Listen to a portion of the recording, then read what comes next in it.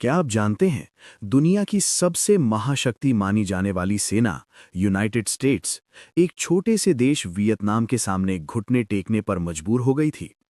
ये सिर्फ एक युद्ध की कहानी नहीं है, ये कहानी है द वियतनाम वॉर की, जहां एक तरफ अत्याधुनिक टेक्नोलॉजी, घातक हथियार और असीमित एयर पावर थी, वहीं दूसरी तरफ सिर्फ दृढ़ संकल्प।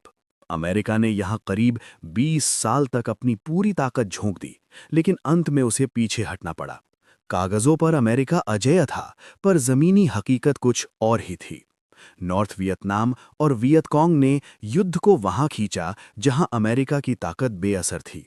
उन्होंने इस जंग को बना दिया लंबा, थकाऊ और अनिश्चित। उन्होंने पारंपरिक युद्ध के बजाय एसिमेट्रिक वॉरफेयर यानी छापामार रणनीति को चुना।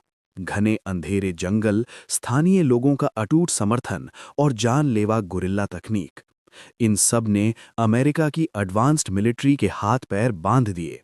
सिर्फ मैदान में ही नहीं, अमेरिका अपने ही घर में हार रहा था। देश के भीतर बढ़ता एंटी वॉर सेंटिमेंट, डूबती अर्थव्यवस्था और ताबूतों में लौटते अमेरिकी सैनिक, वियतनाम अब अमेरिका के लिए एक राजनीतिक बोझ बन चुका था।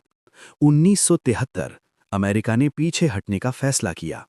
1975 साइगॉन का पतन हुआ और वियतनाम एक हो गया। यही बनी अमेरिका के इतिहास की सबसे बड़ी और सबसे कड़वी हार। The connection, fast forward to today. अब समय का पहिया घुमाते हैं और आज की तरफ देखते हैं। मिडिल ईस्ट में ईरान और इजराइल के बीच सुलगती चिंगारियां ऊपर से अलग लग सकती हैं, लेकिन इसकी गहराई वियतनाम जैसी ही खतरनाक है। कैसे? आइए समझते हैं। Direct versus indirect war. Vietnam में भी अमेरिका सीधे नहीं, बल्कि एक सरकार के पीछे खड़ा था। आज भी वो सीधे मैदान में नहीं है, लेकिन इजराइल की ढाल बनकर खड़ा है। Invisible battlefield. वियतनाम में दुश्मन जंगलों में छिपा था, आज युद्ध का मैदान अदृश्य है। ड्रोन हमले, साइबर अटैक और प्रॉक्सी ग्रुप्स, यहां दुश्मन सामने नहीं, साए की तरह हमला करता है। The victory Miraj. वियतनाम में जीत की कोई परिभाषा नहीं थी। आज भी अगर ये संघर्ष फैला तो जीत का अंत कहां होगा कोई नहीं जानता। The conclusion. बेशक आज का अमेरिका वियतनाम वाला अमेरिका नहीं है। अब वो जमीनी जंग के बजाय इकोनॉमिक सैंक्शंस और प्रिसिजन स्ट्राइक्स पर भरोसा करता है। लेकिन इतिहास हमें एक कड़वा सबक सिखाता है। सुपर पावर होना हर जंग जीतने का लाइसेंस नहीं होता, क्योंकि आधुनिक युद्ध में हार सिर्फ गोलियों से नहीं होती। कभी-कभी वो वक्त, पैसा और वैश्विक साख यानी ग्लोबल इमेज की बर्बादी में होती है।